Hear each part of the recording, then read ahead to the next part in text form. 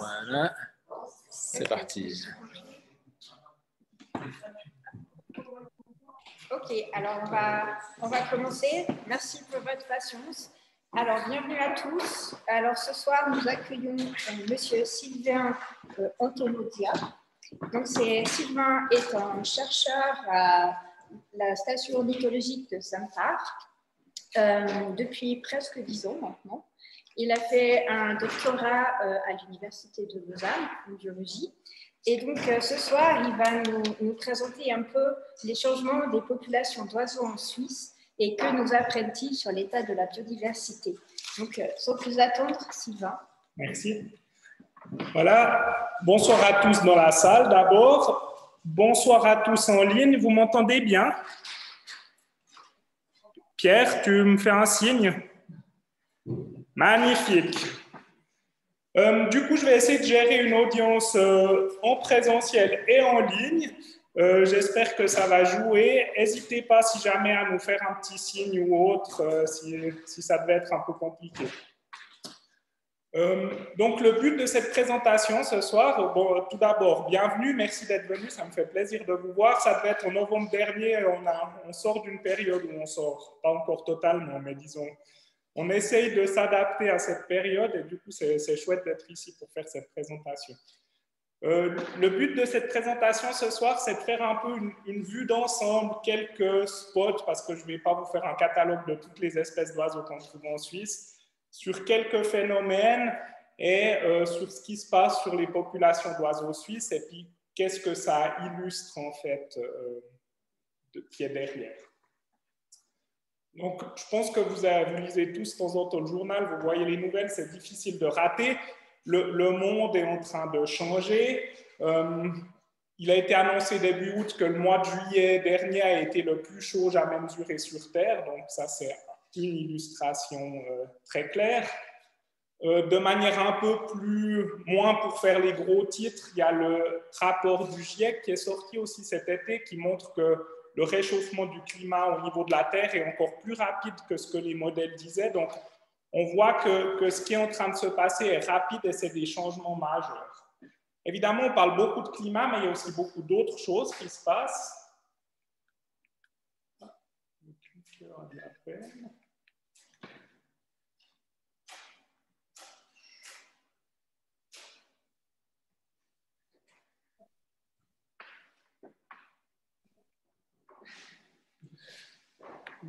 Je crois que le focus est au bon endroit.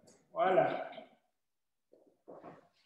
Vous m'entendez toujours en ligne, Pierre, tu m'entends? Super. Il y a aussi évidemment d'autres phénomènes qui ne sont pas directement liés au climat. Donc là, j'ai mis quelques exemples un peu marquants. Ici, c'est des champs de soya au Brésil. On voit que l'échelle est un peu particulière par rapport à ce qu'on trouve en Suisse. Hein. J'ose pas imaginer les tailles des moissonneuses batteuses. Ça doit en plus être des machines énormes. Ici, vous avez des plantations d'huile de palme en Indonésie. On voit qu'ils ont laissé quand même un petit bout, probablement une sorte de compensation écologique au milieu, mais disons, c'est assez clair ce qui est en train de se passer. Vous avez ici le barrage des Trois Gorges en Chine, le barrage le plus grand du monde. Donc, les demandes en énergie sont aussi énormes et empiètent sur le monde vivant. On aurait aussi pu mettre des fermes de panneaux solaires. Il est en train de se construire des fermes immenses, entre autres dans le Sahara. Et évidemment, des choses qu'on ne pense peut-être pas, mais les villes jouent aussi un rôle dans modifier le paysage en fait, pour la nature. Tout ça est naturellement suivi. Donc, je ne sais pas si vous connaissez le IPBES, c'est l'équivalent du GIEC pour la biodiversité en fait. Donc, eux font aussi un travail assez fondamental de récolter toutes ces données sur la biodiversité en permanence et font des rapports réguliers sur l'état de la biodiversité dans le monde. La Suisse aussi change, donc on a toujours ces grands exemples internationaux, etc. Mais en Suisse, il se passe aussi des choses. Vous avez ici le Dietgörtal, canton de Ballland, en 1955. Donc, ce n'est pas si vieux. Et puis, si on prend en 1995, donc 40 ans plus tard, c'est la même photo. Vous voyez la modification du paysage. Donc, on a ici une autoroute qui passe maintenant. Vous avez aussi les vergers, où on voit qu'il s'est passé pas mal de choses. C'est probablement une des dernières régions où il y avait des pygrièches à tête rousse en Suisse, qui est une espèce d'oiseau qui a maintenant disparu, qui était lié au verger. On voit évidemment les villages qui croissent, des zones de villages ici, une zone complètement rurale, et on a ici maintenant des maisons. Donc la Suisse aussi a beaucoup changé dans les 50 dernières années. Le climat de la Suisse a aussi changé. Je pense que vous avez déjà tous vu ce graphique qui est tiré bêtement du site de Météo Suisse, où on voit ici que depuis la milieu des années 80, toutes les années sont plus chaudes que la moyenne, et donc on a un réchauffement massif de la Suisse avec parfois plus de 2 degrés d'écart par rapport à la moyenne. Les Alpes, comme les pôles, se réchauffent plus vite que l'ensemble de la planète, en fait. Donc, ça, il faut aussi savoir que le climat suisse change beaucoup. Et vous avez peut-être vu encore récemment ce rapport sur les populations d'insectes en Suisse. C'est aussi quelque chose où on a des effets assez forts. Et donc, on parle de tout ça. Évidemment, c'est important de suivre tous ces changements. Donc, je vous ai mis ça, mais en fait, c'était juste pour cette partie-là. Ce qu'on a, en fait, quand on veut suivre un phénomène qui peut être complexe comme l'état d'un malade, il faut des fois des indicateurs tout simples. Alors, en milieu médical, je ne sais pas si c'est toujours le cas, mais en tout cas, c'est ce qu'on voit toujours dans les BD. Il y avait ces petites courbes de fièvre qui indiquent le changement de l'état de température du malade, qui indique des choses sur son état sous-jacent. Puis, si on voit la température qui augmente, tiens, ben, il faut peut-être qu'on se pose des questions, qu'est-ce qui est en train de se passer? Et donc, c'est exactement ce que moi je fais dans mon équipe à la station ornithologique suisse. On a le département de monitoring qui récolte des données chaque année pour connaître l'état des populations d'oiseaux en Suisse. Et donc, on publie ça chaque année sur notre site internet. Ici, vous avez le Swiss Bird Index des oiseaux nicheurs réguliers. C'est toutes les espèces nicheuses régulières. Puis, on voit que la situation, finalement, est relativement stable sur l'ensemble des espèces. Alors évidemment, il y a des espèces qui vont bien, d'autres qui vont moins bien, mais c'est ce qu'on va voir un peu dans la suite de cette présentation. Pourquoi les oiseaux sont utiles comme indicateurs? Il y a bien quelques avantages.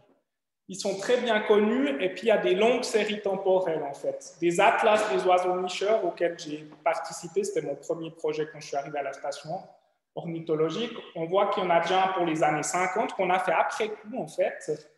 Un premier vrai atlas dans les années 70, les années 90 et les années 2013 à 2016. Donc, on a tous les 20 ans depuis les années 50 une vue d'ensemble des distributions des oiseaux en Suisse.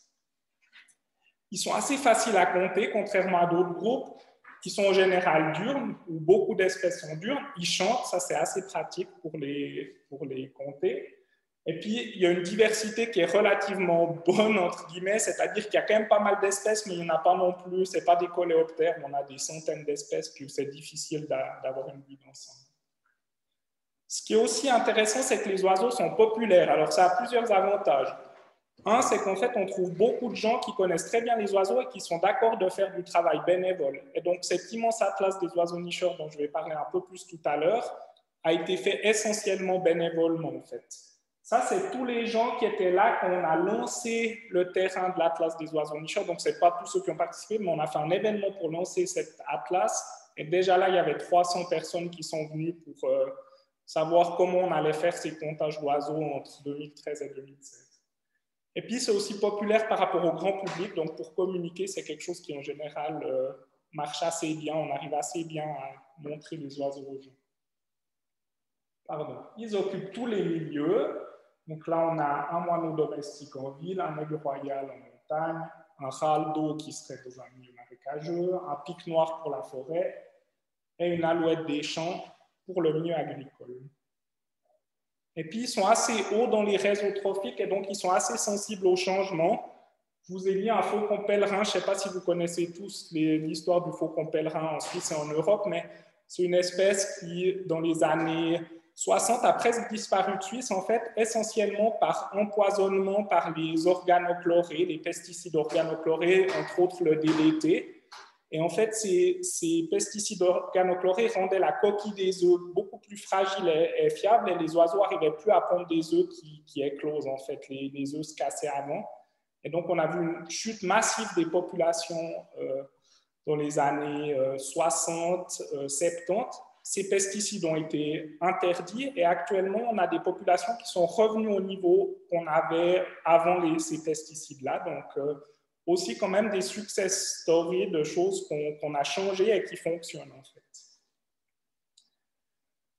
Je vais vous parler d'abord un petit peu d'oiseaux nicheurs parce que j'ai participé à ce projet d'Atlas des oiseaux nicheurs qui est tous les 20 ans un point très précis sur l'état des populations d'oiseaux nicheurs. Puis c'est celles-là qui sont souvent le plus faciles à suivre. On va aussi faire quelques petites excursions en Europe parce qu'il vient de sortir un atlas sur les oiseaux nicheurs d'Europe, en fait, qui essaie de faire un peu le même travail au niveau européen. Et ça, il vient de sortir à la fin de l'année passée. C'est d'ailleurs une de mes collègues, Verena Keller, qui travaille à Sempark, qui a piloté le projet. Mais c'était une grosse collaboration internationale. Il y a 120 000 ornithologues bénévoles en Europe qui ont participé à ce projet. Donc, c'est quelque chose de colossal. Ah, on n'a pas de son. Sinon, je le mets sur mon ordinateur. J'arrive. On va faire un troisième ordinateur pour assurer le tout.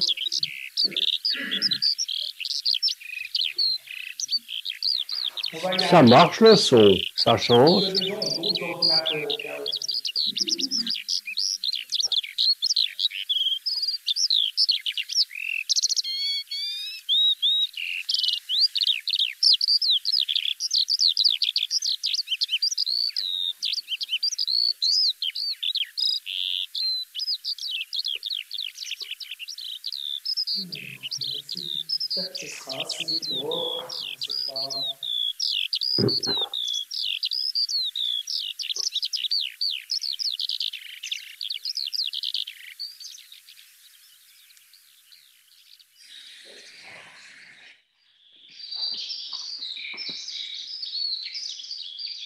Il y a quand même quelques ornithologues dans la salle. Est-ce que vous connaissez cet oiseau?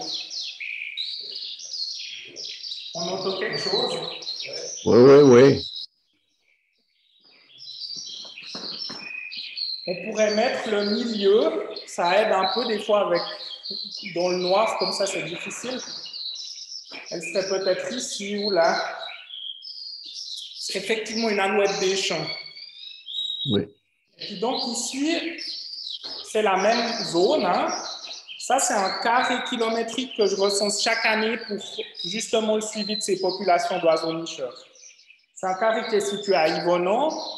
Vous avez le hameau des Lurziers. Donc, Julien, je pense que tu habites par là.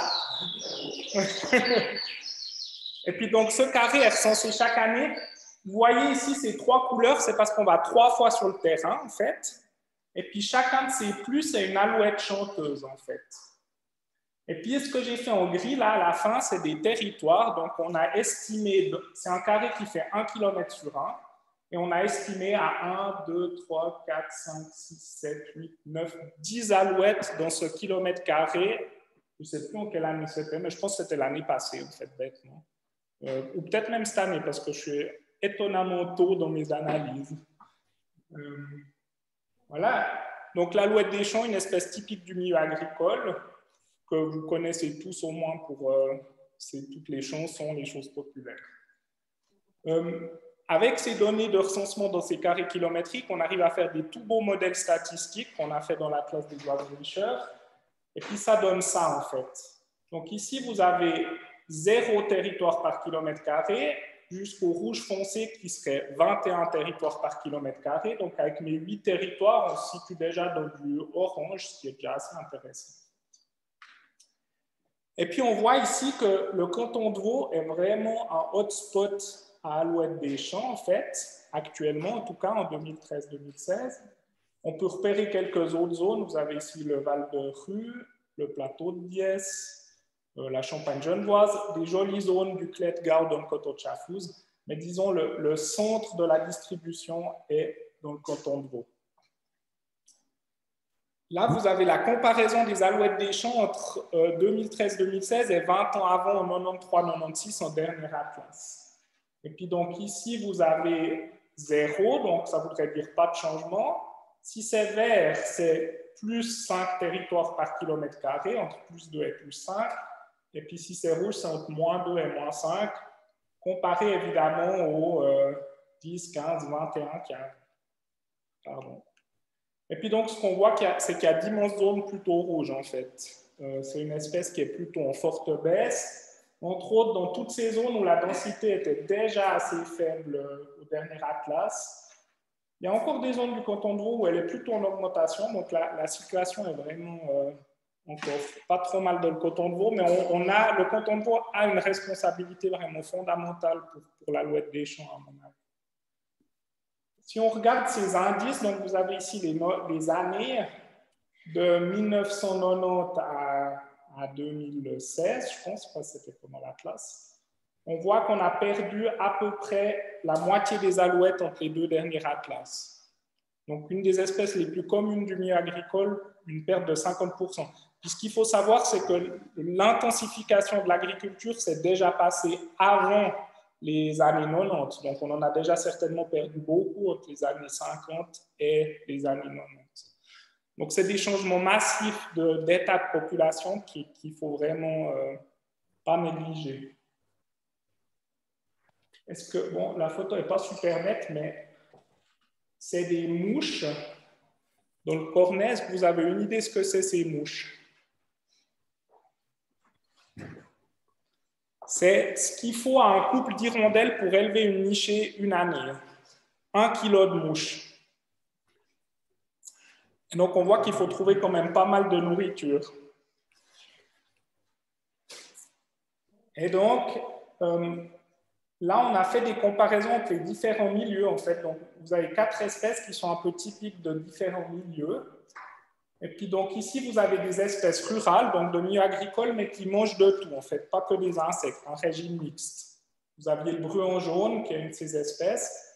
Et puis, donc, ici, vous avez de nouveau les années de 1990 à 2016. Et puis, on commence à 100 en 1990, puis on regarde où on est actuellement. Et on voit que ces espèces-là, je pense que ça doit être en tout cas une vingtaine d'espèces, elles se portent plutôt bien. On a plutôt une augmentation. Si on prend les insectivores forestiers, comme le rouge-gorge, même chose, on a quelque chose qui se passe plutôt bien, en fait. Si on prend les insectivores aériens, comme ce martinet alpin, on a aussi une augmentation. Et en fait, on voit que sur les insectivores des milieux agricoles, là, on a un problème, en fait. Et donc ça, c'est probablement une des raisons qui fait que l'alouette se porte mal, c'est qu'elle mange des insectes et elle est au milieu agricole. Oui. Pourquoi est-ce que l'alouette se porte mal? Probablement qu'elle ne trouve pas assez de nourriture, probablement. On en fait quoi de la nourriture? En fait, c'est ces effets où ces insectes ont diminué. On sait que les populations d'insectes ont diminué, puis donc elle a de la peine à trouver assez de nourriture. Alors, l'alouette ne va pas mourir de faim, l'adulte alouette, mais ce qui va se passer, c'est que probablement, il ne va pas réussir à élever assez de bébés. En fait. C'est au moment où il élève des bébés qu'il a besoin de beaucoup de nourriture, puis là, il n'arrive pas. Et puis donc, quand l'adulte sera trop vieux et qu'il mourra, il n'aura pas assez de bébés, il n'aura pas fait assez de bébés pour le remplacer. En fait. C'est en général ça qui arrive. Puis après, il y a d'autres phénomènes sur l'alouette. Il faudrait demander à mes collègues qui sont spécialistes de l'alouette, mais il y a aussi, par exemple, les champs de céréales deviennent tellement denses que parfois, elle n'arrive pas à trouver assez d'espace simplement pour mettre un nid entre les rangs de blé, en fait. Et puis donc là, ce qu'on propose, c'est qu'on demande aux paysans de boucher certains trous du semoir pour faire des petites zones où c'est semé un peu plus large. Puis là, ils trouvent de l'espace pour mettre leur nid, en fait. Donc, on peut faire des choses toutes simples qui peuvent déjà aider. Je ne vais évidemment pas vous parler que d'espèces qui vont mal, sinon vous allez sortir, vous aurez juste envie de pleurer. Pour le titre de ma conférence, je vous ai mis un guêpier là.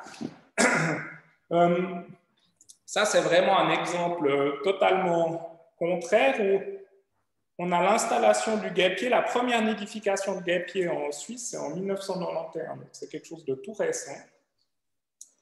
Et puis, en fait, là, on voit chaque année la barre indique le nombre de couples, en fait.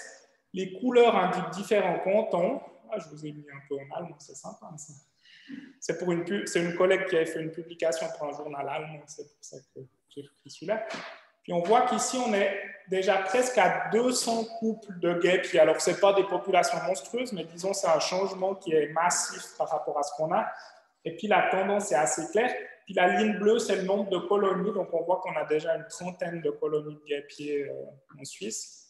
Si vous êtes tous de la région ici de Lausanne, vous connaissez sûrement la colonie de Ponta, qui était une des premières de Suisse. Et bien, en fait, il y a des tas de petites colonies plus ou moins liées à celle-là. On voit que l'espèce est quand même arrivée par le sud-ouest de la Suisse. En fait, la Suisse, une grande partie des populations sont suisses romandes. Donc ici, rouge, c'est le Valais, où il y a des assez grandes populations. Vert clair, c'est le canton de Vaud. Et puis ici, vous avez Genève. Donc longtemps, Ponta avait le record, mais j'étais ce week-end en visite en Champagne-Genevoise, et puis un de mes collègues m'a dit qu'il y avait eu 50 couples dans une colonie, qui est le plus grand nombre qu'il y a jamais eu en Suisse dans une colonie. Donc probablement qu'en 2021, on sera encore un bon bout plus haut que ça. Ici, vous avez la carte du guêpier de l'ancien atlas des oiseaux nicheurs d'Europe. Donc, c'est un atlas qui est sorti en 1997 avec des données des années 80. Et donc, on voit que c'est une espèce vraiment méditerranéenne avec des grandes populations en Espagne, sud de la France, Italie, à l'est de l'Europe. Quelques points déjà un peu plus haut en France, quelques points en Allemagne, mais c'est assez clairsemé. Après cet atlas des oiseaux nicheurs d'Europe, en fait, avec ces données, comme on parlait déjà de changement climatique au début des années 2000, il y a des ornithologues qui ont fait un grand travail de modélisation dans cet atlas climatique des oiseaux nicheurs, puis qui ont essayé de prédire dans un scénario de changement climatique qu'est-ce qui allait se passer avec le guêpier.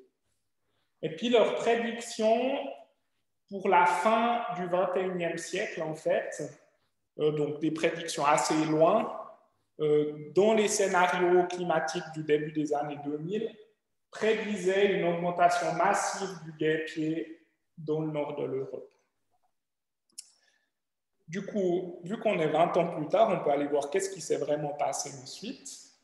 Et puis là, vous avez la distribution du nouvel atlas des oiseaux d'Europe qui vient de sortir, où on voit qu'effectivement, toute la France est colonisée, les populations allemandes se sont bien densifiées. On a aussi des augmentations en Pologne, l'espèce monte assez au nord jusque dans les pays baltes. On a même des nidifications en Suède, en Angleterre. Ça, c'est juste le modèle pour montrer que ça reste quand même essentiellement une espèce méditerranéenne. Les grosses densités sont en Méditerranée. Ici, donc, plus c'est foncé, plus c'est une probabilité de présence qui est grande. Donc, même si on a ici, c'est une probabilité de présence qui est assez petite. Et puis surtout, ce qui est intéressant, c'est qu'on peut faire la carte de comparaison entre l'atlas des données des années 80 et l'atlas des années 2010, ou quelque chose comme ça. Et puis donc, ici, ce que vous avez, gris, c'est des zones où il était présent les deux fois. Orange, c'est des zones où il était là dans les années 80, puis qu'il n'est plus là. Et puis bleu, c'est des colonisations. Il n'était pas là dans les années 80, puis il est là actuellement. Et donc, on voit que ça correspond assez bien à ce que les scénarios climatiques prédisaient. Cette espèce est en train de coloniser l'ensemble de l'Europe. C'est une des espèces qui avait été prédite dans cet atlas climatique comme allant le plus profiter de ces changements de climat selon leur modèle. Voilà, donc ici, on a un exemple assez clair de changement latitudinal d'une espèce qui monte en Europe. Ce qui est assez intéressant avec l'Atlas des oiseaux nicheurs de Suisse, comme on a des cartes très précises pour les années 90, des cartes très précises pour maintenant, on peut aussi regarder ce qui s'est passé au niveau de l'altitude en Suisse. C'est ce que je vais vous montrer dans les quelques dias suivants. Donc, même type de carte que l'Alouette tout à l'heure, 0 territoire par kilomètre carré jusqu'à 16. C'est un pipite des arbres, une espèce comme une autre. Si vous n'êtes pas ornithologue, ça vous paraîtra sûrement assez brun et pas très impressionnant, mais c'est plus pour l'exemple. Des densités assez fortes dans les Préalpes, dans le Jura et dans l'ensemble des Alpes, en fait. C'est une espèce un peu de pâturage boisé, mais qui était aussi présente en plaine jusqu'à assez récemment, on verra tout à l'heure. Et puis là, vous avez de nouveau cette carte de changement par rapport aux années 90. Donc, c'est des années 90 aux années 2010, en 20 ans. Puis on voit qu'ici, les zones basses du Jura sont plutôt en diminution. Le NAF, qui est aussi plutôt à basse altitude, est aussi en diminution. Donc, ça semble assez clairement être les zones un peu basses et périphériques qui perdent, et puis les zones un peu plus hautes qui sont plutôt en train de gagner. Si on regarde les distributions en altitude, donc ici, vous avez des graphiques où sur l'axe Y, vous avez l'altitude, donc de 0, alors en Suisse, ce n'est pas très utile, mais disons de 100-200 mètres jusqu'à 3500 mètres. En noir, c'est la distribution altitudinale actuelle, c'est où se trouvent les oiseaux. Donc ici, on peut le lire comme ça, il y a à peu près 12% des oiseaux qui se trouvent entre 1400 et 1500 mètres, dans cette tranche de 100 mètres. Et puis à droite, ce qu'on a, c'est le changement de la distribution altitudinale depuis les années 90. Et puis donc en rouge, c'est des zones où l'espèce aurait perdu des populations, et puis en vert, l'espèce a gagné des populations. Et donc on voit que ça correspond assez bien à ce qu'on avait vu déjà sur la carte. Et puis évidemment, on a fait ça pour toutes les espèces de Suisse. Et puis, ce pattern où on a des baisses à basse altitude et des augmentations à haute altitude se retrouve chez pas mal d'espèces, en fait. Ce qui est assez intéressant, c'est que c'est relativement indépendant du milieu, c'est relativement indépendant de l'altitude moyenne de la distribution. Donc, ici, vous avez le pipi des arbres, une espèce de pâturage boisé, c'était le cas. Le pipi de spioncelle, qui est l'espèce sœur, qui est un peu plus en altitude dans la zone alpine, à part ces petites choses rouges en haut, on retrouve le même pattern. L'accenteur mouchet, qui est une espèce de forêt de aussi plus basse altitude, même chose. Le merle-à-plastron, une autre espèce de pâturage boisé, même chose. Rouge-queue à front blanc, qui est une espèce plutôt de plaine, même chose. Donc, c'est quelque chose qu'on retrouve chez pas mal d'espèces, ces baisses de population à basse altitude et des populations qui augmentent à haute altitude. Oui? Mais juste du coup, là, on voit clairement sur les graphiques qu'ils sont en train de perdre en population. Il faut, ici, c'est assez clair. Il y a beaucoup plus de rouge que de vert, donc la population diminue. Ici, c'est une population qui augmente, en fait, parce qu'il perd un peu en plaine, mais il gagne plus en altitude. Mais dans les autres, c'est plus du gain. Ici, clairement plus de la perte. Ici, clairement plus de la perte. Ouais. Le reste, là, c'est plutôt du gain. Là, je pense que c'est assez neutre. Puis là, c'est probablement un peu de perte quand même. Ouais. Vous l'interprétez comment? C'est l'intensification des zones moyenne montagne. Ça vient. Ça vient. Peut-être juste encore pour avoir une vue d'ensemble, ça c'est le changement d'altitude en moyenne pour les 71 espèces communes pour lesquelles on a des modèles de distribution de qualité en fait. Et puis donc, si vous êtes à 0, ça veut dire que votre donc ici, si on reprend ce qui se passe, si ça perd en basse altitude et que ça augmente à haute altitude, on va avoir une espèce dont la moyenne de distribution altitudinale va monter en fait. Et puis donc, c'est ce qui illustre ce graphique. Vous avez sur l'axe X le nombre d'espèces. Donc, la somme de toutes ces barres par les espèces, ça fait 71 espèces, qui est ce qu'on a étudié. Et puis sur l'axe Y, vous avez le changement d'altitude de 0, dans la barre rouge, c'est que l'espèce est à la même altitude en 2013 qu'elle était en 93-96. Ce moins 160, ça veut dire que l'altitude moyenne de cette espèce-là est 160 mètres plus bas maintenant qu'elle était il y a 20 ans. Et puis ce plus 200 en haut, ça indique que l'espèce serait 200 mètres plus haut en moyenne qu'elle était il y a 20 ans. Et puis donc ce qu'on voit, c'est assez clair, c'est qu'il y a beaucoup plus d'espèces qui sont dans le positif que d'espèces dans le négatif en fait. Et donc sur ces 71 espèces en moyenne, les oiseaux en 20 ans sont montés de 24 mètres, c'est-à-dire à peu près 1 mètre par année sont montés en altitude, la distribution moyenne. C'est clair ça ou c'est un peu tiré? Non, c'est bien. Donc, Oui. Alors, il y a plusieurs raisons pour ça. C'était exactement votre question. Probablement que le climat joue un certain rôle. Les Alpes se réchauffent plus vite que le reste de la Suisse, que le reste de l'Europe. Donc, certainement que des facteurs climatiques peuvent jouer un rôle. Mais il y a d'autres choses qui jouent un rôle, qui ne sont pas forcément directement liées. Vous avez ici deux photos du même endroit, même point de vue. C'est dans l'Entlebuch, canton de Lucerne. C'est en face de l'Emmental, si vous voulez. Si vous montez l'Emmental et vous redescendez de l'autre côté, vous arrivez dans l'Entlebuch. Vous avez ce petit chalet ici, et puis le même petit chalet, il est là derrière. Donc là, on voit assez clairement que la forêt a très largement augmenté à ces altitudes. Ça doit être autour de 1800 mètres, quelque chose comme ça. Et donc là, on a une augmentation massive de la forêt. Et évidemment, ça va jouer un très grand rôle, parce qu'ici, les espèces de forêt ne peuvent pas être ici. Et puis actuellement, elles peuvent être là. Donc par exemple, pour l'accenteur mouchère, ici, ça semble assez clair qu'il n'y en avait pas ici et que maintenant il y en a. Et donc ça aussi, ça joue un rôle dans ce changement d'altitude, cette augmentation de la forêt en altitude, qui est liée certainement en partie au climat, mais qui est aussi liée très fortement à la déprise agricole en altitude, où on a moins de pression sur la forêt, de bûcheronnage, mais aussi d'abrutissement par les bêtes, etc.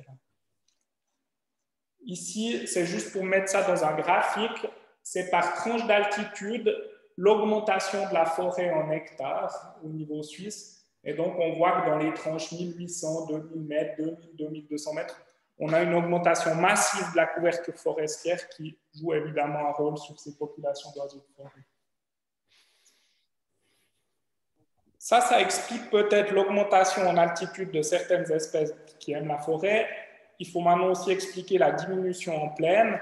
Et ça, c'est probablement lié à l'intensification en milieu agricole, en fait. Ici, on avait le pipite des arbres qui a complètement disparu du plateau. C'est clairement une victime de l'intensification des pratiques agricoles, en fait. Ce qui se passe aussi, c'est qu'on a actuellement une intensification des pratiques agricoles en moyenne montagne. On a une intensification en plaine dans les années 50, 60, 70 jusqu'à maintenant. Mais là, on a fait un peu près ce qu'on pouvait. Il n'y a plus beaucoup de haies, etc. Donc maintenant, on commence à vouloir intensifier aussi en moyenne montagne. Ici, vous avez un exemple. C'est un pâturage boisé du Jura bernois à Cortébert. Et puis ici, vous avez l'état initial du pâturage, en fait. Et puis, ce que vous avez là dans ce beau terrain de golf, c'est belle pelouse. Ils ont utilisé ce qu'on appelle un gyrobroyeur, qui est une machine qui broie le sol jusqu'à 10, 20, 30 cm de profondeur, et puis qui vraiment nivelle complètement le sol pour en faire des zones qui sont ensuite cultivables de manière beaucoup plus facile. Ça, ils broient y compris les murs en pierre sèche, donc c'est assez drastique comme traitement. Et donc ça, c'est certainement une des choses qui explique ces baisses de population à basse altitude. J'ai refait un petit focus sur l'Atlas européen, en fait. C'est un certain nombre d'espèces de massifs montagneux, plutôt de basse latitude, en fait. C'est tout un set d'espèces. Ici, vous avez leur distribution. Puis ils ont regardé l'évolution, en fait. Et puis là aussi, vous avez en orange des diminutions du nombre d'espèces, puis en bleu des augmentations. Puis on voit que la Suisse est plutôt bleue. C'est-à-dire qu'en fait, on a plutôt une augmentation du nombre d'espèces de moyenne montagne. Et puis ça c'est probablement dû au fait que les Alpes sont un peu plus hautes que beaucoup de ces autres chaînes de montagnes. Et puis donc, la Suisse a vraiment un rôle majeur de refuge à jouer, en fait. Et donc ça, c'est important de savoir qu'on a une responsabilité d'îles de montagne en Europe pour ces espèces montagnardes. Donc évidemment, il faut qu'on surveille un peu ce qui se passe au niveau agricole, mais on a aussi d'autres soucis. Ça, c'est une pente en hiver d'une zone où il n'y a pas de téléski dans le canton d'Uri. Et on voit que la pression sur la faune peut être aussi monumentale en termes de loisirs, en fait. Et donc, c'est aussi quelque chose où il faut qu'on trouve des compromis. La Suisse est petite, donc on est toujours à la recherche de compromis, mais il y a déjà des zones de tranquillité qui sont instaurées et c'est vraiment important qu'on puisse avoir ces zones-là. Parce que si toute la montagne est comme ça en hiver, ça va rendre vraiment la vie des lagopèdres et autres espèces un peu compliquée. Peut-être juste pour faire une petite synthèse sur ces aspects plutôt de changement d'altitude, latitude et de climat, ce qu'on fait aussi chaque année, c'est qu'on a un indice pour les espèces qui devraient profiter du réchauffement climatique. Donc, c'est une vingtaine d'espèces qu'on appelle en bon français, allemand, italien, Climate Change Plus. C'est des espèces dont on pensait au départ qu'elles allaient bénéficier du réchauffement du climat. Et puis, ce qu'on constate, c'est qu'il y a une augmentation relativement massive. Donc, on était à 100 dans les années 90, on est à presque 200. Ça veut dire que ces populations ont presque doublé, en fait. Ça, c'est l'exemple typique du guêpier. Le guêpier va contribuer beaucoup là-dedans. Ce n'est pas tout lui, mais disons, le guêpier fait une bonne contribution. Le guêpier, on a vu, on part de 1 couple dans les années 90 à 200 couples. Donc, sur le guêpier, il y a un facteur de 200 d'augmentation. Donc, là, c'est un facteur 2. Il monte encore 100 fois plus, le guêpier. Mais évidemment, il est pondéré, il ne va pas compter autant qu'une espèce qui est très commune, par exemple. Ce qui est assez intéressant, c'est que pour l'instant, sur le set d'espèces qui devraient souffrir du réchauffement du climat, comme le lagopède ou d'autres, on n'observe encore pas vraiment de pertes massives. Donc, pour l'instant, paradoxalement, on a plutôt des effets bénéfiques avec des espèces méditerranéennes qui augmentent. Et nos espèces qui aiment le froid de montagne, pour l'instant, on ne souffre encore pas trop, apparemment, de ce réchauffement du climat. Évidemment, si on est à encore 3 ou 4 degrés de plus dans 50 ans, la question, c'est est-ce que ce sera toujours le cas? Je pense qu'il y a des questions de chat. Oui. De Code, qui demande du coup si l'expression du guêpier se fait au détriment d'autres espèces. Ce n'est pas le cas de la prescriptrice. Il y a la concurrence sur le territoire. Je pense qu'au niveau des oiseaux, il n'y a pas vraiment de concurrence. Par contre, je crois que les gens qui ont des ruches n'aiment pas beaucoup les guêpiers parce qu'ils aiment bien les abeilles domestiques. Les odonatologues aiment moyennement les guêpiers aussi parce qu'ils mangent pas mal de gros insectes, des libellules, etc. Maintenant, est-ce que ça a vraiment un impact sur les populations de ces grands insectes, etc. Je ne suis pas sûr. Pour l'instant, on a 200 couples au niveau suisse, donc c'est encore assez limité. Par contre, je pense au niveau oiseau, je ne vois pas quelle espèce pourrait souffrir de l'arrivée du guêpier.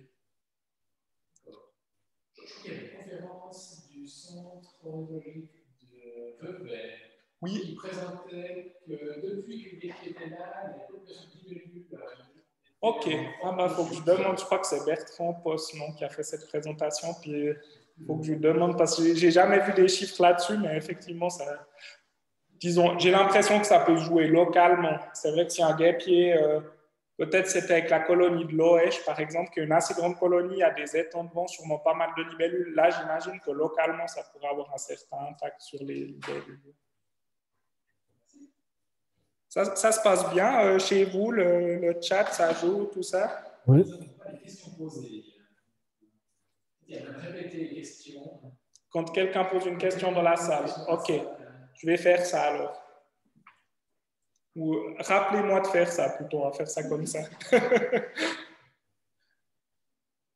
Comme on vient de faire quand même quelques exemples d'oiseaux nicheurs, je vous ai mis un petit résumé de ce qu'on a trouvé avec cet atlas des oiseaux nicheurs, parce que c'est quand même un travail qui est assez important au niveau suisse. Donc, les espèces communes sont plutôt en augmentation. Ça, c'était quand même quelque chose qui nous a déçus, un peu surpris.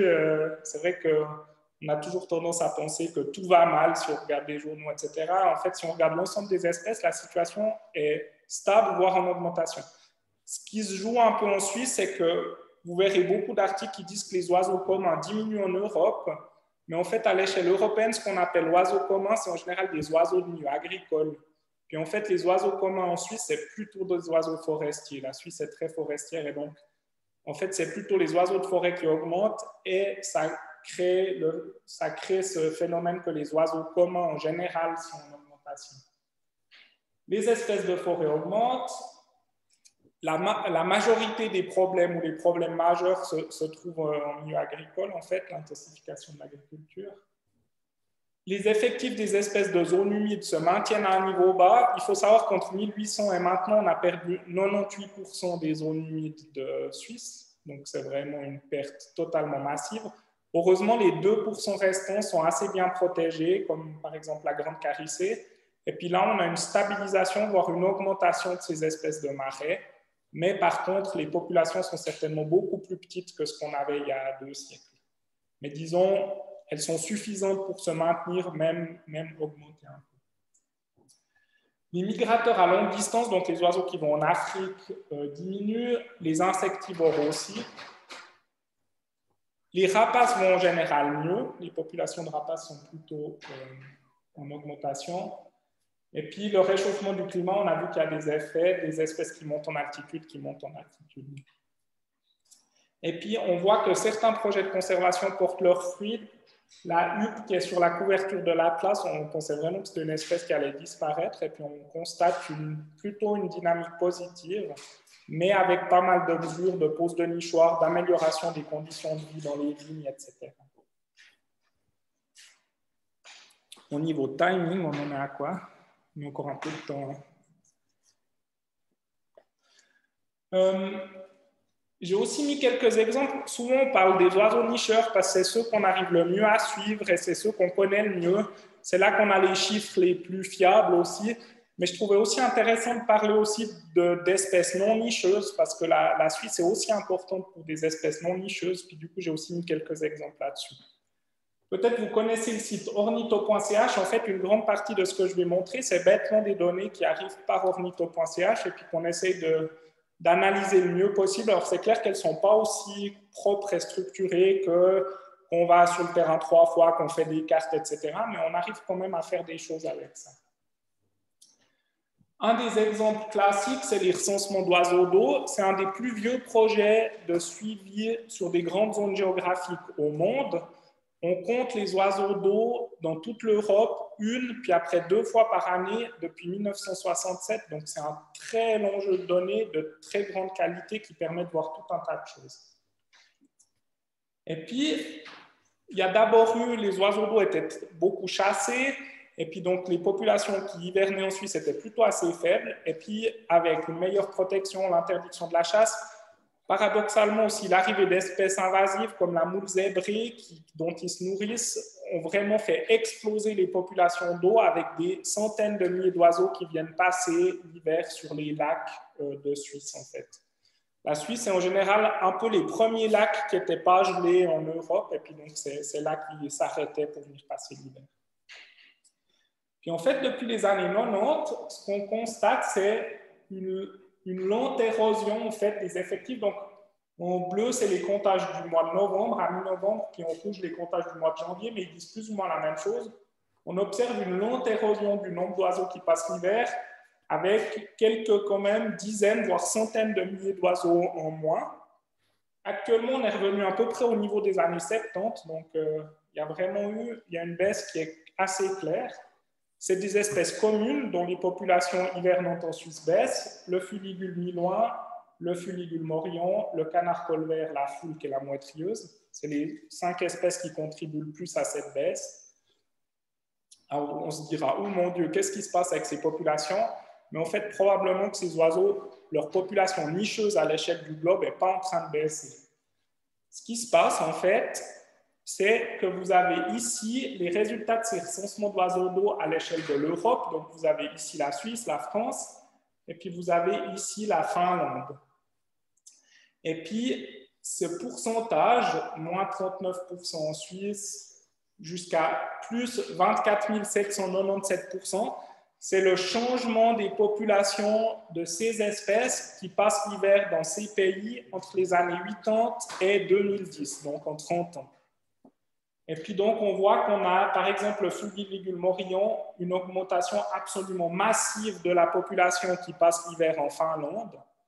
Et ça, c'est dû totalement bêtement au fait qu'il y a beaucoup moins de glace, en fait, sur les lacs en Finlande en hiver, actuellement par rapport à il y a 30 ans. Et donc, il y a plusieurs espèces, le garroal d'or, le harlebiel, qui montrent la même chose. Et donc, probablement que ces baisses de population d'oiseaux hivernantes en Suisse sont essentiellement dues au fait qu'ils passent l'hiver plus au nord. Et probablement que les populations nicheuses n'ont pas tellement changé, voire peut-être même augmenté. Et puis, pour des espèces plus rares, on observe aussi ça. Donc, ici, vous avez l'oie des moissons, qui est une espèce qui vient vraiment du nord de l'Europe, qui passe l'hiver en Europe centrale. Et la Suisse était vraiment à la limite de son aire de distribution en hiver. C'est ces zones comme ça bleues. Ces zones, c'est les zones de passage. Puis où elle niche, c'est en orange, en fait. Et puis ici, vous avez l'évolution des populations depuis les années 90 en hiver jusqu'aux années 2020-2021. De la quantité d'oies des moissons qui passent l'hiver chez nous, en fait. Et donc, actuellement, j'attends toujours le premier hiver où il y aura 0 oies des moissons en Suisse romande. Je pense que ça va arriver un de ces 4 parce qu'on voit qu'actuellement, on est vraiment à des niveaux très bas. Mais là aussi, probablement que les populations n'ont pas beaucoup changé à l'échelle de l'Europe. C'est simplement qu'elles ne font plus l'effort de venir jusqu'en Suisse parce qu'elles peuvent passer l'hiver beaucoup plus proche de où elles nichent. Et puis, c'est pourquoi voyager si loin si on peut voyager loin, quoi. Et ça, c'est quelque chose qu'on observe chez beaucoup d'espèces, en fait. Vous voyez ici qu'il y a encore quelques années où il y a des populations bien marquées. Ici, c'était en 2010-11. Ça, c'est en général lié à des grandes vagues de froid. Si tout d'un coup, il y a beaucoup de neige dans ces zones, alors elles vont descendre quand même. Et on voit que du coup, ces 7-8 dernières années, on n'a pas eu ce phénomène-là du tout. Puis on a le phénomène inverse, on a des espèces d'affinité plutôt méditerranéennes. Ici, vous avez l'hirondelle de rocher, où là, on a des quantités de données beaucoup plus grandes que ce qu'on avait avant en hiver dans notre pays. Elle trouve des conditions qui sont assez favorables. Elle mange des insectes qu'elle chasse en général sur des plans d'eau, sur des rivières. Et puis, elle commence à trouver suffisamment de nourriture en hiver pour passer l'hiver chez nous. Donc ici, dans les années 90, on avait vraiment très peu d'observations d'hirondelles de rocher en hiver. Et puis, on voit que c'est en massive augmentation. Alors, avec des distributions, la distribution hivernale, c'est ces points rouges sur la carte. On voit que c'est dans le Tessin à une grande partie de ces observations. C'est ces carrés bleus, là, ces zones bleues. Et puis, en vert, vous avez la région, la ville de Fribourg, où il y en a eu beaucoup qui ont passé l'hiver sur la Sarine, bêtement, en fait. Et donc, c'est l'effet miroir. Il y a ces oiseaux du nord qui descendent plus juste chez nous. Et puis, il y a ces oiseaux qui partaient de chez nous pour aller plus au sud, en Méditerranée, qui finalement se disent, bon, tiens, pourquoi pas rester, quoi. Mais là, on a fait oiseaux nicheurs, on a fait oiseaux en hiver, mais il se passe aussi des choses bêtement aux périodes de passage ou à d'autres périodes de l'année, en fait. Est-ce que vous connaissez tous cet oiseau? C'est un vautour. Est-ce qu'il y a des vautours en Suisse? Non. Oui. Non. Alors, vous avez la distribution mondiale du vautour fauve. On voit qu'on a des grandes zones de présence en Espagne, des projets des populations au sud de la France qui sont issues de réintroduction. L'espèce a été réintroduite, elle était présente, elle n'était plus. Elle a été réintroduite et maintenant on a des populations qui fonctionnent très bien dans le sud de la France, qui sont vraiment florissantes. Des populations à l'est de l'Europe qui, elles, se portent plutôt, je ne crois pas de manière géniale, mais enfin, on a une distribution qui est quand même largement au sud de la Suisse. Ils passent l'hiver aussi en Afrique et jusqu'au nord de l'Inde. Puis après, il y a des populations plus lointaines qui ne nous concernent pas directement. Le vautour fauve était vraiment une espèce rare en Suisse. Mais il y avait de temps en temps une observation, un oiseau qui s'égarait en hiver, au printemps. C'était quelque chose qui attirait en général les ornithologues. Et puis en fait, ce qu'on observe ces dernières années, c'est une augmentation massive de la présence de vautours fauves. Donc, le même Bertrand Post qui a fait la conférence des guêpiers, en 2010, il a publié un article pour montrer cette augmentation massive du vautour fauve en Suisse. Puis en fait, c'était ces barres bleues-là. Et puis, il y a quelques années, on a dû faire une mise à jour parce que l'augmentation qui est considérée comme massive en 2010, en fait, il y a encore eu une explosion complète du nombre de vautours. Et puis actuellement, chaque année, en juin, juillet, août, puis maintenant ça se prolonge jusqu'en octobre, on a jusqu'à 100 ou 150 vautours qui passent l'hiver dans les Alpes, qui passent l'été dans les Alpes suisses, en fait. Beaucoup dans la région du Kaiserregg, Lac Noir, ce coin-là, des Préalpes fribourgeoises. Et puis ça, c'est un phénomène complètement nouveau qu'on n'avait pas tellement anticipé, en fait, qui est dû certainement à tout un tas de choses, des populations françaises florissantes, beaucoup plus de nourriture, donc les populations d'ongulés ont aussi bien remonté. Les populations d'ongulés ont aussi bien remonté depuis donc, durant tout le siècle, en fait, elles étaient au plus bas avec la chasse, le bouquetin a failli disparaître, puis maintenant on a des belles populations d'ongulés, donc ils trouvent de la nourriture. Et puis ces populations françaises qui augmentent font que le vautour est devenu une espèce, pas commune, mais qui est régulière en Suisse chaque année avec plusieurs dizaines d'individus. En fait. Et ça, c'est aussi des changements qu'on n'avait pas tellement anticipés. Ça, c'est quelque chose d'un peu plus exotique. Il y a peut-être quelques ornithologues qui arriveront encore à savoir ce que je vais vous faire entendre. Je ne sais pas si ce sera assez fort. Ce n'est pas les tout premiers cris qui sont probablement en mer, mais ça vient après.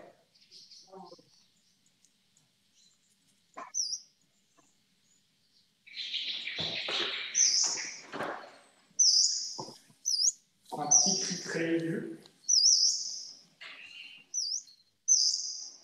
Il y a peu de chances que vous sachiez ce que c'est. Ouais, okay. Quelqu'un a une idée?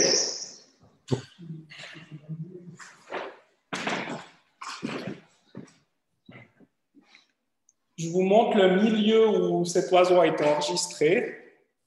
Pas facile, hein? C'est pas en Suisse. Si on élargit un peu par rapport au milieu, c'est ici en fait. C'est l'île d'Ouessant, à la pointe de la France. Puis l'espèce que je vous ai fait entendre, c'est ce petit oiseau qui s'appelle un pouillot à grands sourcils. C'est une toute petite espèce de pouillot, un tout petit oiseau. Et Ouessant était réputé comme un des rares endroits en Europe où on pouvait en observer de temps en temps en octobre. Et donc beaucoup d'ornithologues allaient en cherchant ce cri-là pour observer ces pouillots à grands sourcils. Si je vous montre la distribution, vous allez comprendre pourquoi il n'y en a pas souvent. Donc vous avez ici la distribution où il niche, et puis ici la zone où il passe l'hiver. Donc juste pour vous repérer, ici vous avez l'Inde, donc on voit qu'il passe l'hiver plus à l'est que l'Inde, et les populations nicheuses les plus proches sont quelque part après l'Ural, donc vraiment très loin. Et de temps en temps, ces pouillots à grands sourcils qui devraient aller de ici à là, partent a priori à 180 degrés de où ils devraient aller et finissent en Europe de l'Ouest et donc étaient vus de temps en temps sur l'île d'Ouessant. Et en Suisse, je ne vous raconte pas, c'était la méga rareté, il y en a eu un dans les années 60, c'était l'événement total. Sauf que depuis, ici c'est 1800, on commence, 1961, première donnée suisse, le gars il ne devait pas comprendre ce qui lui arrivait. Probablement, c'était une autre époque que l'oiseau a été tué pour le garder, pour le muser, pour être sûr de ce que c'était, etc. Quelques données dans les années 80, un grand saut, 2 données en 2003, et tout d'un coup, depuis, on observe une explosion du nombre de données. Alors, ça reste modeste, hein. C'est 25 oiseaux qui arrivent en Suisse chaque année. Mais disons, c'est un changement drastique de phénomène. Personne ne sait vraiment ce qui se passe. On ne comprend pas tellement. On n'a aucune donnée pour savoir qu'est-ce qui se passe en Russie. Est-ce que les populations augmentent ou pas? Et donc, c'est ces phénomènes qu'on observe, qu'on mesure, mais qu'on n'arrive encore pas complètement à expliquer, en fait. Et il y en a beaucoup. Il y a des fois où on observe des choses, mais on sait que plus tard, qu'est-ce qui se passe. Voilà, donc avec tout ça, on a vu quelques choses disparates. On peut peut-être essayer de faire une petite synthèse avec tout ça. Les oiseaux volent, mais ça veut dire que souvent les changements peuvent être très rapides en fait. Et on a des situations qui peuvent être très dynamiques. On a vu beaucoup de changements en bien, en mal. On a la chance que les oiseaux sont très bien connus et très bien suivis, donc on a beaucoup de données. C'est rare qu'on rate quelque chose. On sait en général quand il se passe des choses. Et puis, c'est évidemment très important d'être attentif à ce qu'on observe, puis d'essayer de comprendre ce qui est en train de se passer. Avec le DDT, l'exemple que je vous ai brièvement évoqué pour le faucon pèlerin, au moment où on a compris que c'était ces pesticides qui causaient ces problèmes, on les a interdits et la situation s'est améliorée. Et donc, c'est important de mesurer tous ces changements et d'essayer de comprendre ce qui nous indique. Puis pour finir avec un dernier oiseau, c'est un canari. Vous savez à quoi servaient les canaris? Ils servaient à détecter en fait des gaz toxiques dans les mines, entre autres de charbon. Et puis, c'est le dernier canari qui a été utilisé, sauf erreur, en Angleterre. Et c'était en 1987, en fait, que ce canari était encore utilisé pour détecter ces gaz. Donc, en fait, bêtement, le canari mourait. Et quand le canari mourait, comme il était plus sensible que les mineurs se disaient « Oui, il y a un problème, il faut qu'on sorte. » Puis, en fait, l'expression en anglais a canary in a coal mine, c'est une expression qui est passée dans le langage courant qui disent être attentif aux petits signes et qu'est-ce qui nous indique de plus important, en fait. Et donc, c'est avec ce canari que j'aimerais finir cette partie sur ces changements parce qu'il faut être attentif à ces petits signes. Alors, c'est bien joli, tous ces changements, mais après, qu'est-ce qu'on fait? Donc, on a fait un bel atlas, 648 pages, un état, une vue d'ensemble de toutes les populations d'oiseaux.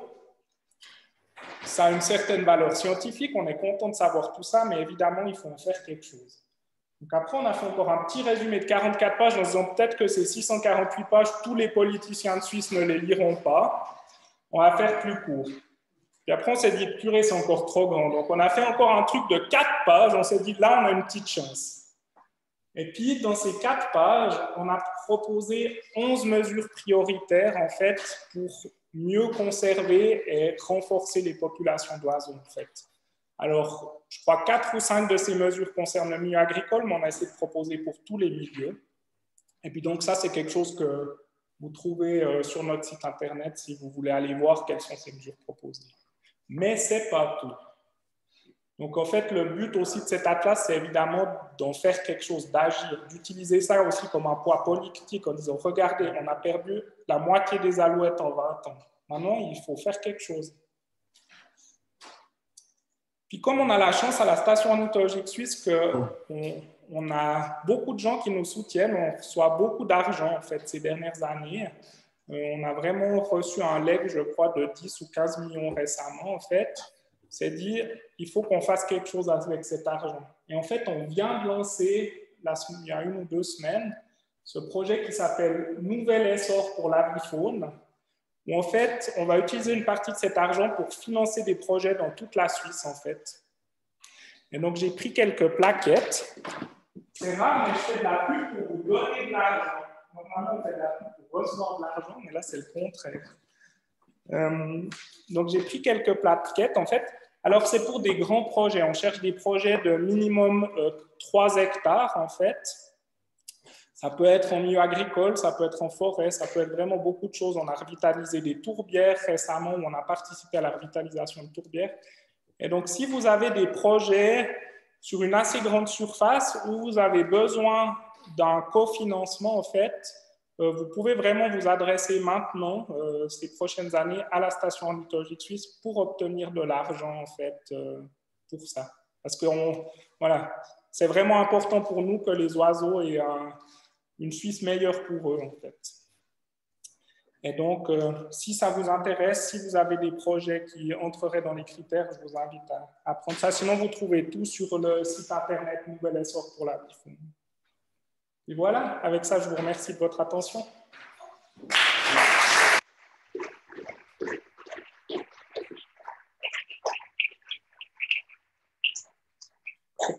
Est-ce que vous avez des questions? Andrea. La présence de 4 oiseaux, c'était des insectivores de favoriser le milieu agricole. Et puis on parle de guêpier, l'explosion de guêpier, qui est aussi un insectivore. Je n'arrive pas à faire converger une information qui reste dans l'esprit, la diminution massive des insectes. C'est peut-être le hasard des exemples que tu as choisis, mais ne comprends pas très bien pour finir les combinaisons insectes qui traînent. C'est ça. Moi non plus. D'accord. Et là, moi, Ah oui, pardon. Donc, quelqu'un a de la peine à mettre en relation le fait que je raconte que les insectivores en milieu agricole se portent mal, et en même temps, je montre l'exemple du guêpier dont les populations explosent, et c'est un insectivore en milieu agricole.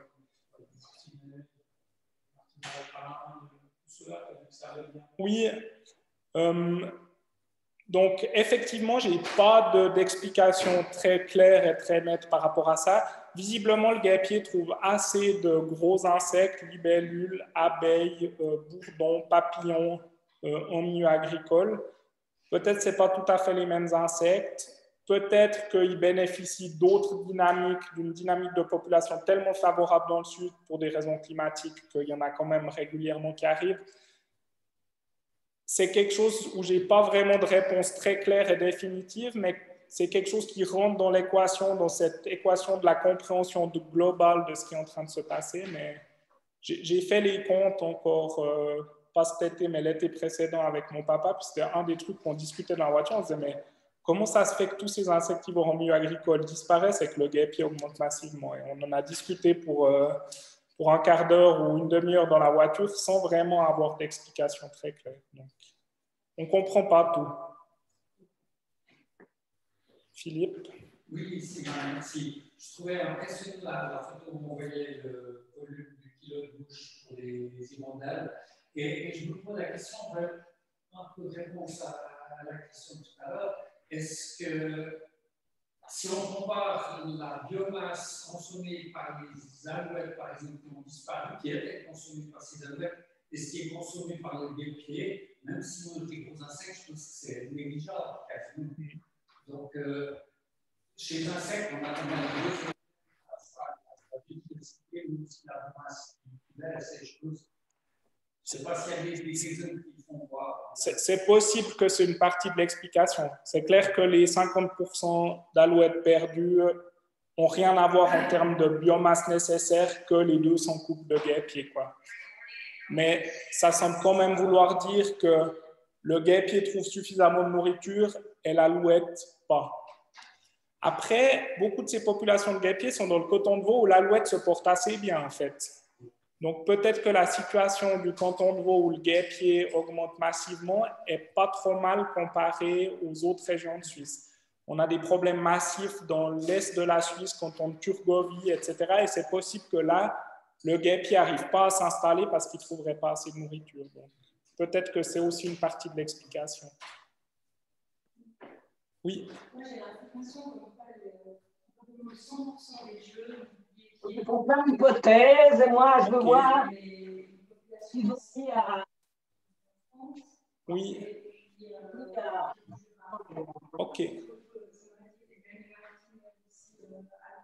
Ok. Et ce serait dû aux mauvaises conditions météo du mois de...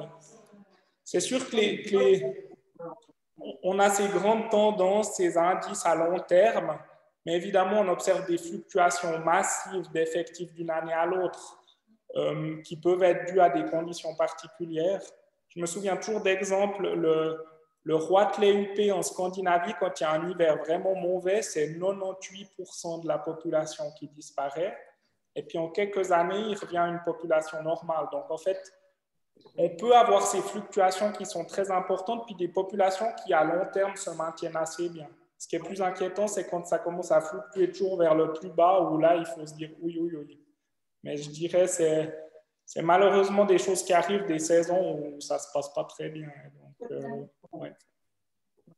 Dans ma région, le nord du canton de Vaud, j'ai vu quand même pas mal de jeunes guêpiers. Donc, j'ai l'impression que là, il y en a certains qui ont réussi leur nidification. Je tire un parallèle peut-être aussi de ce que tu nous as dit avec les espèces des zones marécageuses, aquatiques, qui représentent plus de 2% de la surface terre à l'époque. Ces oiseaux monospores peut-être assez bien parce qu'ils ont les meilleurs endroits qui sont restés et donc avec la meilleure biodiversité aussi. le guêpier aussi choisit que les spots vraiment les meilleurs, et là, c'est bien possible assez facilement de faire vivre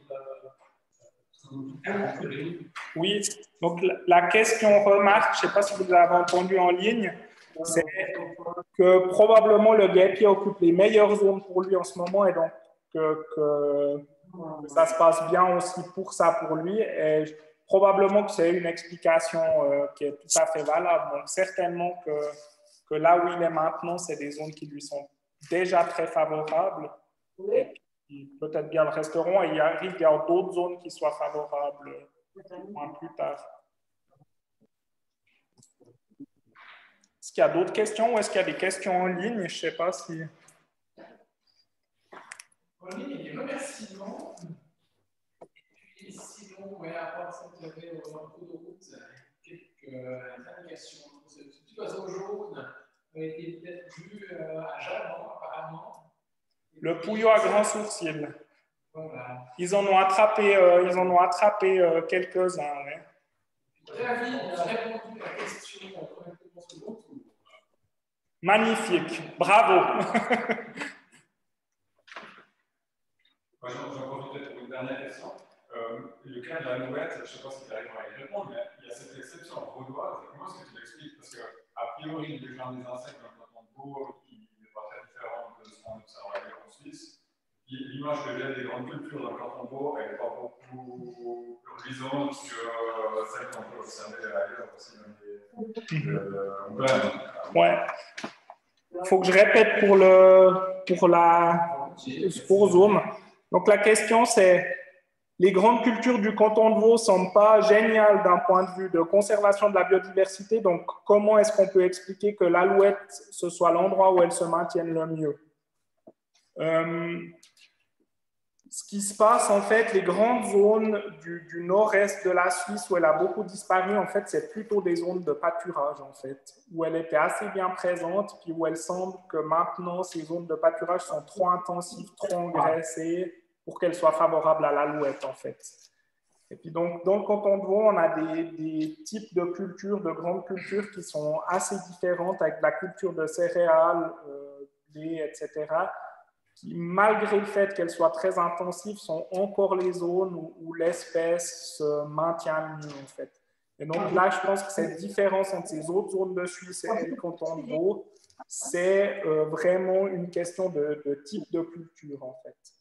Et puis ce qu'on observe, peut-être qu'on peut juste revenir encore là.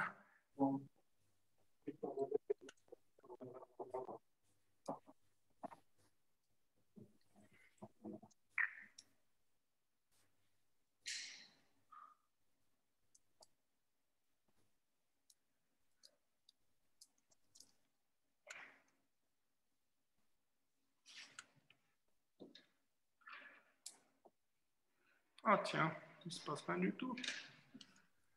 Alors, on va faire autrement. Ah ben, il ne se passe rien du tout non plus.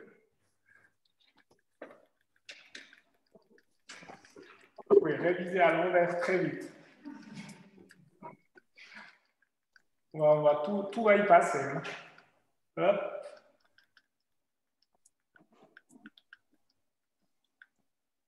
Voilà. Ce qui est assez intéressant, c'est qu'on a vraiment mis en évidence dans l'atlas une zone où les oiseaux ont beaucoup baissé, qui est cette région ici, en fait, du pied des Préalpes fribourgeoises, donc entre la Gruyère et la région d'Yverdon, en fait. Et puis, j'ai discuté récemment avec un copain qui sont en train de faire un atlas dans le canton de Fribourg, en fait.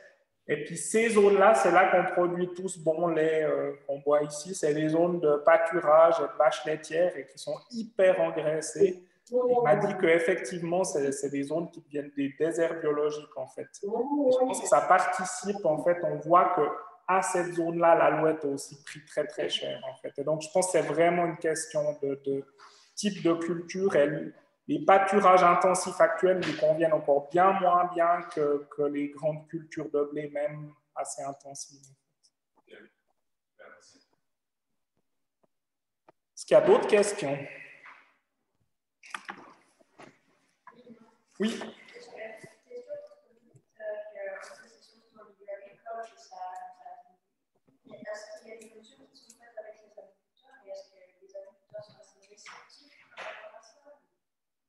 Alors, il se passe déjà beaucoup de choses dans le milieu agricole, puis je suis sûrement pas la meilleure personne pour en parler parce que j'ai vraiment des collègues qui sont spécialistes de ça. Mais donc, depuis déjà de nombreuses années, l'argent que les agriculteurs... Si je dis des âneries, qu'il y a quelqu'un qui connaît mieux que moi, il ne faut pas hésiter à me corriger, hein, si jamais. Donc, les agriculteurs reçoivent des paiements directs s'ils remplissent certains critères écologiques. Donc, d'abord, il y avait ces 7% de leur terrain agricole doit être en compensation écologique, en fait. Et ça, je pense que c'est au moins depuis les années 90, je dirais. Et puis, ce qui s'est ensuite passé, en fait, c'est qu'on s'est rendu compte que souvent, ils mettaient ça où ça les arrangeait le mieux, c'est-à-dire dans une lisière de forêt où il n'y avait pas grand-chose d'intéressant. Et puis, on s'est rendu compte que la qualité de ces zones de compensation pour la biodiversité n'était pas suffisante pour vraiment jouer leur rôle de renforcer la qualité biologique, en fait. Donc, il y a une deuxième ordonnance sur la qualité écologique où, en fait, ils ont mis en place tous ces systèmes de réseaux écologiques qui font déjà un peu mieux, mais qui sont encore pas suffisants.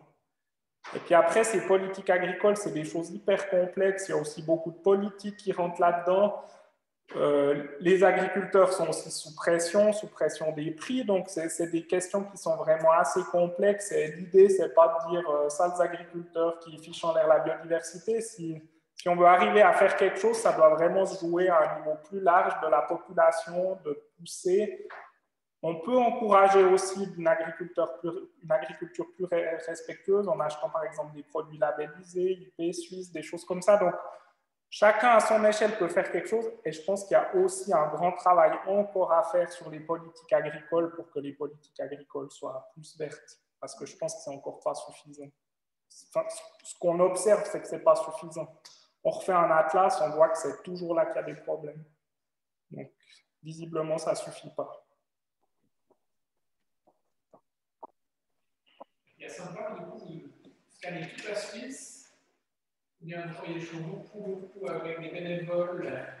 Alors, ça dépend en fait. Donc, la question est sur le recrutement des bénévoles et où est-ce que la station ornithologique suisse travaille. En fait, pour ce qui est du monitoring des oiseaux, on a vraiment un focus national parce qu'on veut récolter les données de la même manière partout. On a une grille, on récolte. L'Atlas couvrait la Suisse, en fait. Donc là, c'est clairement un focus très national. Après, pour les projets de conservation, c'est plus régional. Ça dépend un peu de spécificité régionale. On va être plus actif dans le canton de Lucerne que dans le canton de Gitz, qui est un peu plus loin. On va être un peu plus actif en Suisse alémanique qu'en Suisse romande. Mais après, on s'est rendu compte avec l'Atlas précédent que le Valais avait une biodiversité incroyable. Donc, on a fait une antenne en Valais où il y a actuellement 4 personnes et ils sont très actifs. Donc, je dirais qu'il y a un peu d'hétérogénéité régionale en termes de projets de conservation sur le terrain.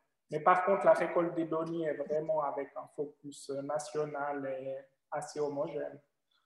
Il y a toujours plus d'ornithologues sur le plateau que dans les Alpes, ça c'est clair. Mais après, on a ces systèmes de carrés obligatoires où, ma foi, si on ne trouve personne, on paye quelqu'un pour y aller. Si c'est un carré trop épouvantable, on paye quelqu'un pour y aller pour avoir justement une couverture de la Suisse de manière homogène. Vous faites des appels à candidats sur le site ou bien...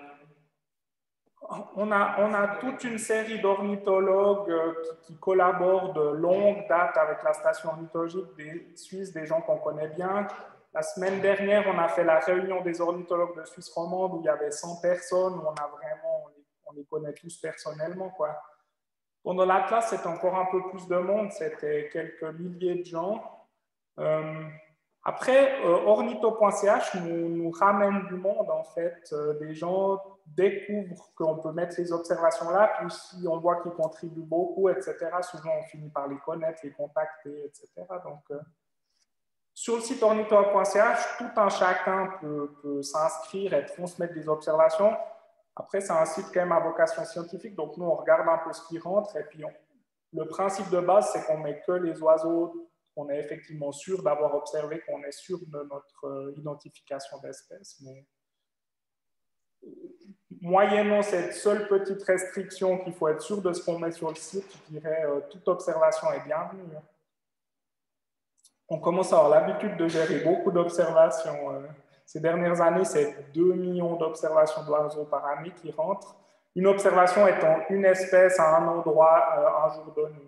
Donc, c'est massif.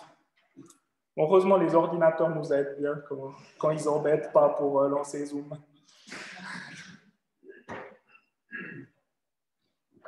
Est-ce qu'il y a d'autres questions ou des questions en ligne?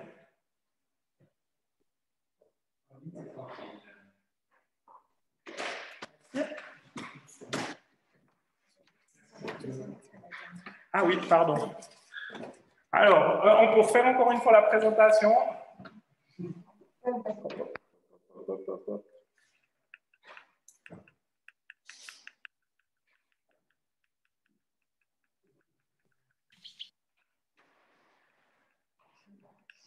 On va y arriver. Voilà.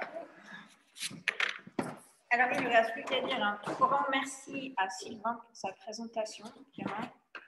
Et puis, juste avant de vous quitter, c'était juste pour vous rappeler qu'en fait, on a des conférences sur le froid en collaboration avec le musée. Vous pouvez avoir ces informations sur le site internet de la SPSM. Et puis, voilà, on vous attend à partir du 13 octobre, je crois, pour la première. Et il ne me reste plus qu'à vous souhaiter une bonne soirée à tous et merci d'être présents. Merci. Merci pour l'invitation.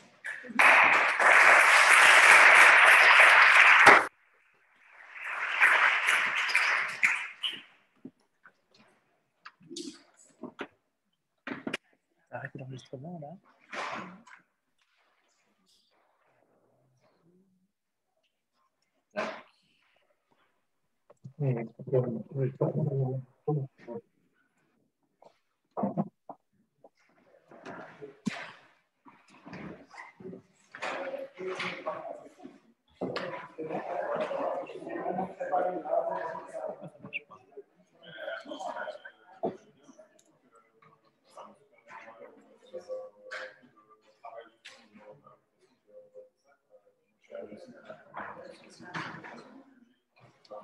Ah, on va voir.